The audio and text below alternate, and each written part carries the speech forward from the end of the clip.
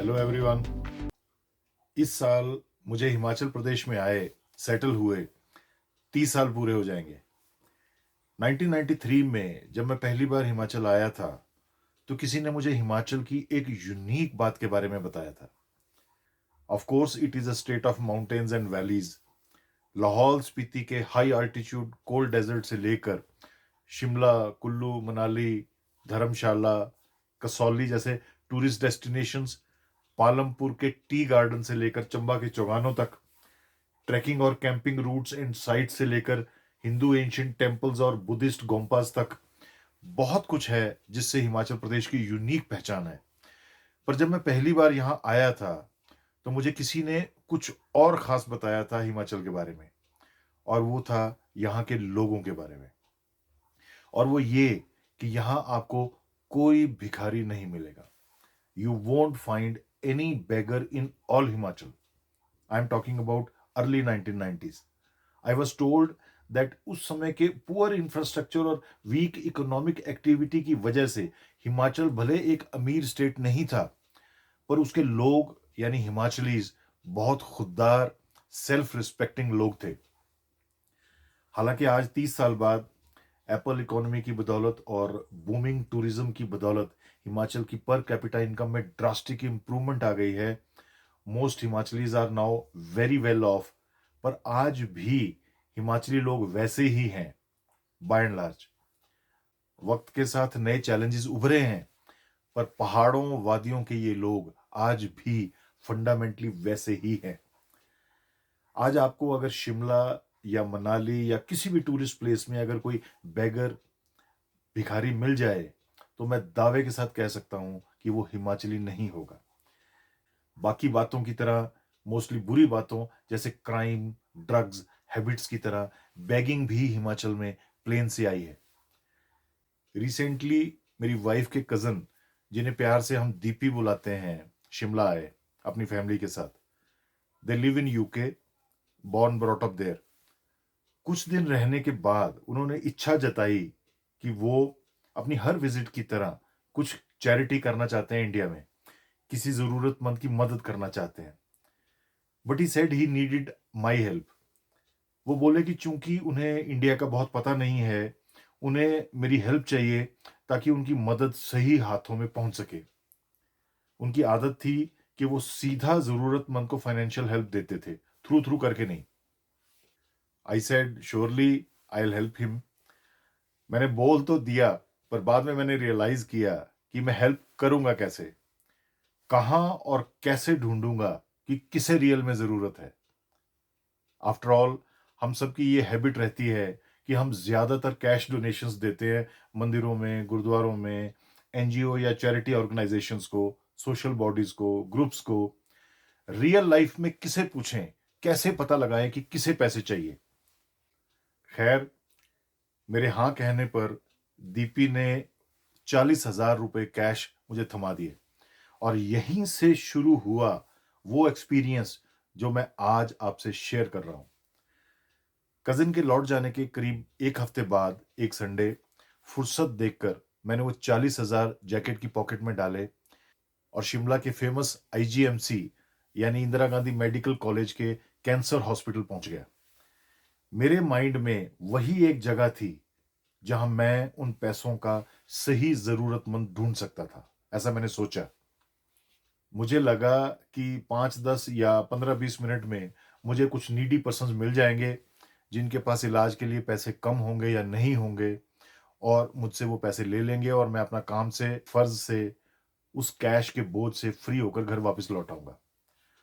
खैर, जैसा कि मेरी आदत है, किसी भी नई जगह पर काम करने से पहले मैं उसकी एक थॉरो रेकी करता हूं। उस जगह की घूम कर उसकी मेंटल मैपिंग करता हूं ताकि मुझे पता चल जाए कि कहां पर क्या है, सारी जगह का एक मैक्रो हेलीकॉप्टर व्यू मिल जाए। तो मैं पहले तो कैंसर हॉस्पिटल की पूरी बिल्डिंग में घूमा, उसके हर फ्लोर, उसकी हर मंजिल, हर कमरे के सामने से गुजरा। जिसके बाद मुझे एक अच्छा आइडिया हो गया कि कैंसर पेशेंट्स की ओपीडी कहाँ है, डायग्नोसिस डिपार्टमेंट कहाँ है, मेडिकल ऑन्कोलॉजी डिपार्टमेंट यानी कीमोथेरेपी कहाँ होती है, हीमेटोलॉजी यानी ब्लड कैंसर रिलेटेड डिपार्टमेंट कहाँ है, pathology lab, X-ray, CT scan, MRI facilities कहाँ हैं, इंडोर पेशेंट वार्ड्स कहाँ हैं, पर्चियां कहाँ कटती हैं, दवाइयां कहाँ मिलती हैं, इंफॉर्मेशन काउंटर्स कहाँ हैं, पेशेंट्स और अटेंडेंट्स के लिए वेटिंग एरियाज कौन कौन से हैं, कहाँ हैं, कैंटीन कहाँ है। इस सब में मुझे करीब 1 घंटा लग गया। मैं कैंसर डिपार्टमेंट पहली बार आया था। ईश्वर भी किस किस बहाने से क्या क्या करवाता है। डिपार्टमेंट्स का राउंड शुरू तो मैंने कुछ और सोचकर किया था, पर जैसे जैसे मैं हॉस्पिटल में घूमा, जैसे जैसे मैं उसके कॉरिडोर्स में से गुजरा, जैसे जैसे मैंने वहां का मंजर देखा, मैं भूल गया कि मैं वहां क्यों था। वहां जमा पेशेंट्स का रश देखकर ऐसा लगा जैसे सारा शहर वहां आया हो, जैसे सारी दुनिया को कैंसर हो। हर पेशेंट के साथ एक या दो या तीन अटेंडेंट्स, फैमिली मेंबर्स, फ्रेंड्स थे। मुझे अटेंडेंट्स और फैमिली मेंबर्स के चेहरों की उदासी पेशेंट्स के चेहरों पर चिंता से ज्यादा दिखी। शायद इसलिए कि पेशेंट्स ने लड़ने या रियलिटी एक्सेप्ट करने का डिसाइड कर लिया था, जबकि उनके साथ वाले अभी भी ईश्वर से शायद नाराज थे। कोई वहां डायग्नोसिस के लिए आया था, कोई रिपीट चेकअप के लिए, कोई कीमोथेरेपी के लिए, कोई सर्जरी के लिए, कोई ब्लड ट्रांसफ्यूजन के लिए आया था, कोई अपने दाखिल मरीज को मिलने। हर कोने में जिंदगी खामोश, खड़ी, बैठी या लेटी दिखाई दी, किसी इंतजार में, अपनी बारी के इंतजार में। द अनमिस्टेकेबल ट्रेंड जो मैंने नोट किया वो ये कि लगभग 75% मरीज लोअर इनकम ग्रुप से थे। उस दिन जो पहली बात मैंने रियलाइज की वो ये कि कितना क्रिटिकल है गवर्नमेंट हॉस्पिटल्स का होना, वरना गरीब लोग कहां प्राइवेट प्रीमियम हॉस्पिटल्स अफोर्ड कर सकते हैं। पूरे हॉस्पिटल का मुआयना करने के बाद मैं हॉस्पिटल की एंट्रेंस के पास एक कोने में खड़ा हो गया और चुपचाप ऑब्जर्व करने लगा हर आते जाते को, खासकर बाहर जाते मरीजों को, ताकि आइडिया लगा सकूं किसको जरूरत है हेल्प की। But very soon I realised it was very difficult for me. ना केवल कपड़ों से किसी पर्सन या पेशेंट की फाइनेंशियल पोजीशन या रिक्वायरमेंट का पता लगाना मुश्किल है, पर अगर पता लग भी जाए तो मुझे लगा कि मैं ऑफर करूंगा भी कैसे। मुझे पता चला कि मेरे भीतर भी लगभग हर इंसान की तरह एक असहजता, एक झिझक थी किसी भी अनकंफर्टेबल, अननेचुरल काम करने की। एनीवेज, जैसे कहते हैं, you got to do what you got to do, खास करके शुभ और अच्छा काम। गुरु गोविंद सिंह जी का भी कथन है कि दे शिवा, यानी हे ईश्वर, दे मुझे बर मोहे एहे, मुझे ये वर, शुभ कर्मंते कबहू न टरूं, शुभ काम से कभी पीछे ना हटूं। सो मैंने भी अपनी झिझक को हटाया और जरूरतमंद को ढूंढना जारी रखा। कहते हैं कि जब आप किसी भी सिचुएशन में एक्लाइमेटाइज कर लेते हैं खुद को, तो आपको वो दिखना शुरू हो जाता है जो पहले नहीं दिखता। ऐसा ही मेरे साथ हुआ। मेरा ध्यान कुछ ऐसे मरीजों पर गया जो मुझे लगा कि फाइनेंशियल डिस्ट्रेस में हो सकते हैं। एक कोने में चुपचाप वक्त काटता एक कपल मुझे दिखाई दिया, जिसकी उम्र कोई 60-65 के बीच में होगी। मैंने ऑब्जर्व किया कि उनके साथ कोई और नहीं था। पूछने पर मुझे पता चला कि हस्बैंड को गले का कैंसर था और वो अपर हिमाचल के दूर दराज इलाके से आए थे, किन्नौर डिस्ट्रिक्ट के काफनू के पास से।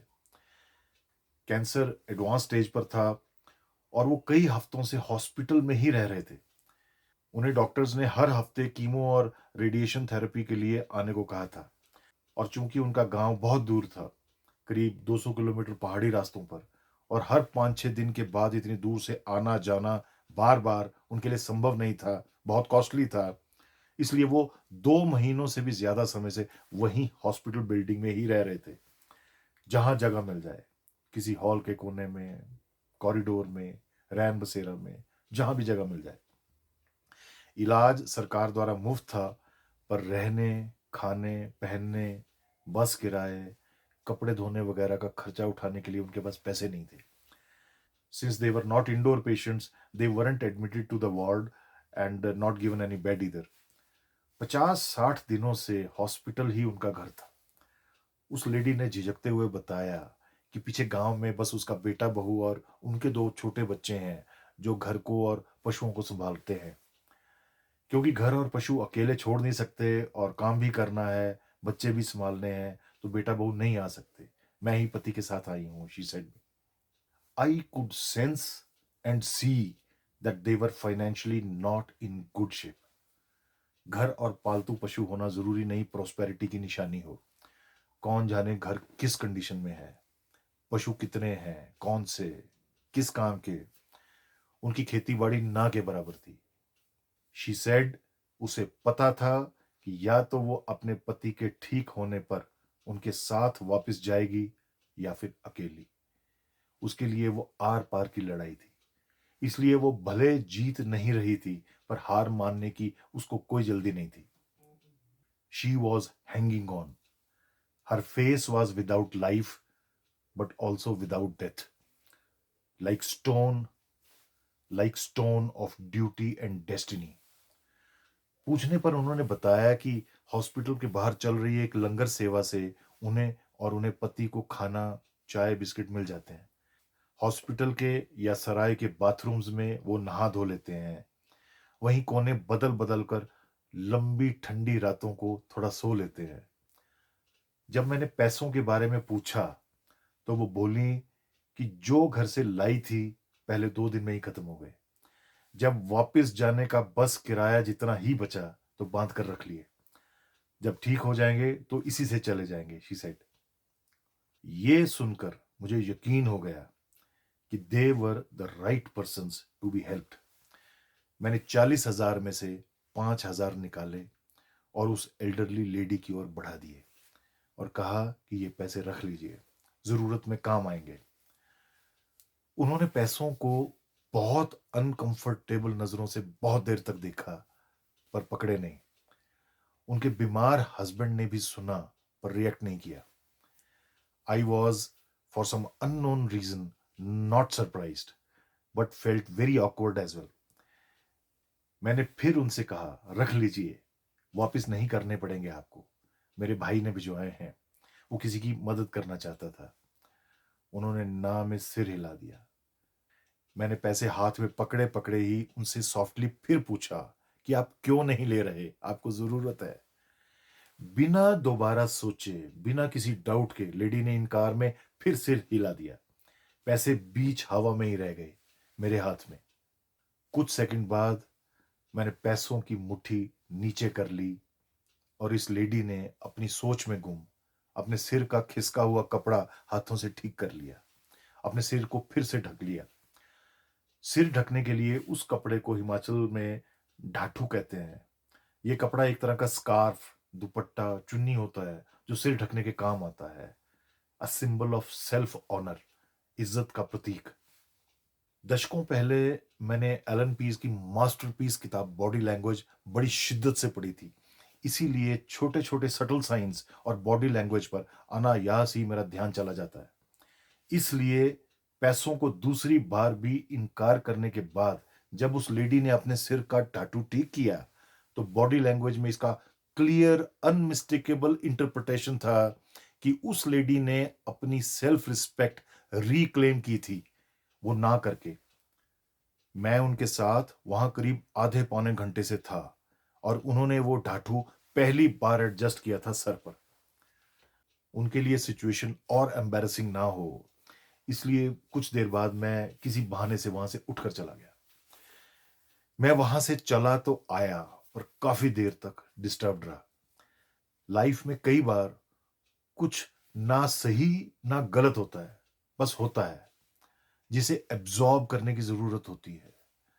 वक्त आने पर ही समझ आता है, किसी संदर्भ में अर्थ समझ आता है।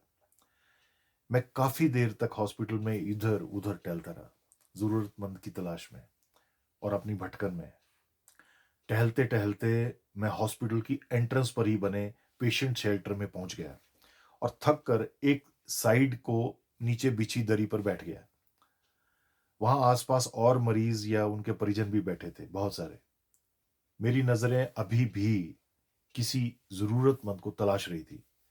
माई mind was still focused on the purpose I had come there for. मैं अपनी सोच में गुम था, तभी मेरे पास एक सिक्योरिटी गार्ड आकर बैठ गया। सिक्योरिटी गार्ड इसलिए कह रहा हूं क्योंकि उसने सिक्योरिटी गार्ड की यूनिफॉर्म पहनी हुई थी। भले वो साफ सुथरी या प्रॉपरली आयरन यानी प्रेस्ड नहीं थी। इनफैक्ट ऐसा लग रहा था कि कुछ दिनों से शायद धुली भी नहीं थी। वो भी मेरी तरह किसी सोच में गुम था। कुछ देर बाद जब वो बैठा बैठा लेट गया और आंखें बंद कर कर सो गया, तो मुझे बहुत हैरानगी हुई। एक सिक्योरिटी गार्ड ड्यूटी पर कैसे सो सकता है, वो भी ऐसे ओपनली, मैंने सोचा। खैर थोड़ी देर बाद जब पास बैठी एक कमजोर महिला ने उसे हाथ से हिलाकर जगाया, तो मुझे कुछ समझ आया। वो लगभग 50 साल का सिक्योरिटी गार्ड और वो महिला हस्बैंड वाइफ थे। और वो पर्सन हॉस्पिटल का सिक्योरिटी गार्ड नहीं था, बस यूनिफॉर्म पहनी थी उस समय उसने। थोड़ी देर बाद जब मैंने कैजुअली उससे पूछा, तो उसने बताया कि वो शिमला की ही किसी कंपनी में कॉन्ट्रैक्टर के साथ सिक्योरिटी गार्ड है। उसकी वाइफ को कुछ महीने पहले से सर्वाइकल कैंसर डिटेक्ट हुआ था, जिसके इलाज के लिए वो सिक्योरिटी गार्ड उसे ननखड़ी इलाके के पास एक गांव से, जहां के वो रहने वाले थे, यहाँ शिमला कैंसर हॉस्पिटल लाया था। पूछने पर पता चला कि उस सिक्योरिटी गार्ड का बेटा भी वहीं शिमला में किसी और कंपनी के साथ सिक्योरिटी गार्ड था। दोनों बाप बेटा को नौकरी करने के लिए शिमला आना पड़ा था, क्योंकि गांव में आमदनी का कोई सोर्स नहीं था। खेती बाड़ी भी बस नाम की थी। पर बातों बातों में उनसे पता चला कि पिछले काफी समय से 11-12 हजार रुपए पर मंथ की तनख्वाह में से भी जो थोड़ा थोड़ा दोनों जमा किया करते थे, वो सब उस लेडी के इलाज में पिछले लगभग 2 महीनों में खत्म हो गए थे। उस लेडी का हस्बैंड रात में सिक्योरिटी की ड्यूटी करता था और दिन में हॉस्पिटल आता था, और बेटा दिन में ड्यूटी करता था और रात में मां के साथ रहता था। रहते वो एक छोटे से किराए के कमरे में थे और वहीं से हॉस्पिटल आते जाते थे जिस जिस दिन उनका शेड्यूल होता था। आज भी उनकी ट्रीटमेंट का शेड्यूल था। जब इनकी बारी आई तो ये हॉस्पिटल के अंदर चले गए। मैं वहीं बैठा रहा। करीब 1 घंटे बाद वो वापस आए और कमरे पर वापस जाने से पहले अपना सामान उठाने मेरे पास आए, और मुझे देखकर हस्बैंड बोला, अच्छा जी चलते हैं। मैं उठा और मैंने उस पर्सन को जरा साइड में आने को कहा। जैसे ही वो थोड़ा साइड में आया, मैंने 10,000 रुपए 39,000 में से निकालकर उस पर्सन के हाथ में रख दिए, ये कहकर कि ये थोड़ी सी मदद है, रख लीजिए, इलाज के काम आएंगे, मना मत कीजिए। He was very surprised. मुट्ठी खोलकर जब उसे बात समझ आई, तो उसने नम आंखों से थोड़ी भीगी आवाज में धीरे से ये बोलकर पैसे लौटा दिए, सरदार जी, खुशी खुशी इस जन्म के प्रारब्ध को स्वीकार करने दीजिए, कबूल करने दीजिए, वरना कर्मों का हिसाब फिर अधूरा रह जाएगा। I was stunned to hear that. I didn't expect that. ये कपल भी चला गया, but left me shocked behind. एक के बाद एक एक्सपीरियंस हैमर हो रहा था। जिस सो कॉल्ड चैरिटी को मैं सिंपल 5, 10, 20 मिनट का काम समझ रहा था, it was turning into a life changing experience, a very tough one. अब तो मैं टोटली कंफ्यूज था, क्लूलेस। अब तक के एक्सपीरियंस के बाद अब मुझे समझ नहीं आ रहा था कि what should I do now. कैसे ढूंढूं उन्हें जिनको मदद की राशि सौंप सकूं। मैंने फिर से हॉस्पिटल के 2-3 चक्कर लगाए और सोचते सोचते हॉस्पिटल की केमिस्ट की दुकान पर जाकर खड़ा हो गया। वहां खड़े हुए मुझे करीब 10-15 मिनट ही हुए थे कि मैंने ऑब्जर्व किया कि कई लोग आ रहे थे मेडिसिन लेने, पर सब खरीद नहीं रहे थे। केमिस्ट से हेलो हाय करके जब मैंने अपनी ऑब्जर्वेशन उससे शेयर की, तो उसने बड़ी इंटरेस्टिंग बात बताई। ग्राहकों के आने जाने के बीच फुर्सत निकालकर वो बोला कि जगमोहन जी, आपने बिल्कुल ठीक ऑब्जर्व किया है। डॉक्टर से दवाइयां लिखवा कर जो जो भी दवाइयां फ्री मिलती हैं, उनके अलावा बाकी दवाइयां सब आते हैं यहां पर लेने, पर दवाइयों के रेट सुनकर कई लोग बिना लिए वापस चले जाते हैं और कई कम दिनों की डोसेज लेकर लौट जाते हैं। ये सुनकर मेरा कलेजा मुंह को आया। I suddenly realized that the challenge and hit of cancer was far deeper, wider, and harder than what appeared. बीमारी की मार बीमारी से बहुत गहरी थी। तभी मेरे दिमाग में एक विचार आया। मैंने तुरंत उस केमिस्ट को अपने वहां होने का कारण प्रयोजन बताया और उसे मेरी मदद करने को कहा। मैंने उसे 40,000 सारे पकड़ा दिए और उसे कहा कि जो जो मरीज भी अब आए और उसे लगे कि उसके पास सफिशिएंट पैसे नहीं हैं, फाइनेंशियली चैलेंज्ड है, उसे डोसेज पूरी दे। कम पड़ रहे पैसे उन 40,000 में से डेबिट करता रहे। जो भी बहाना बनाए दवाई लेने वालों को, किसी की सेल्फ रिस्पेक्ट भी हर्ट ना हो इस चीज का ध्यान रखे, पर कोई वापस ना जाए बिना दवाई के, ये इंश्योर करे। उसने ठीक वैसा ही किया। अगले 3-4 घंटे मैं वहीं खड़ा रहा और उतने समय में जिस मिशन पर मैं आया था उसमें मैं कामयाब हुआ। मैंने नोटिस किया कि उस केमिस्ट ने भी अपने नॉर्मल डिस्काउंट के ऊपर भी मार्जिन में से कुछ छोड़ा उन सभी पेशेंट्स के लिए। उसके बाद मैंने उस केमिस्ट को थैंक्स कहा और वहां से सीधा हॉस्पिटल की कैंटीन गया और वहां जिंदगी की सबसे टेस्टी चाय P. How relaxed, refreshed, and satisfied I was at that moment. I can't tell you. उस दिन कजन दीपी के 40,000 बांटकर मैं शायद 4 लाख या 40 लाख या शायद अनमोल लाइफ लेसन और एक्सपीरियंस लेकर जा रहा था। I was amazed to see the patients bearing extreme adversity of life with self-respect. It was a gold standard benchmark of self-respect. आज भी उस दिन के एक्सपीरियंसेस को मैं गोल्ड स्टैंडर्ड मानता हूं आत्मसम्मान का। इंसान जिंदगी जिए तो ऐसे जिए, सिर उठाकर। मुझे याद है बचपन में मेरे एक दोस्त के फादर की एक्सीडेंट में डेथ हो गई थी। उसकी मदर नर्स थी। उसकी मदर ने अकेले मेरे उस दोस्त को और उसके छोटे भाई को बड़ी हिम्मत से बहुत अच्छे से पाला, बड़ा किया। मेरे दोस्त ने एक बार मुझे बताया था कि उसकी मदर का फेवरेट सॉन्ग था वो हमराज फिल्म का गाना कि ना मुंह छुपा के जियो और ना सर झुका के जियो, गमों का दौर भी आए तो मुस्कुरा के जियो। Thank you for your time. God bless you.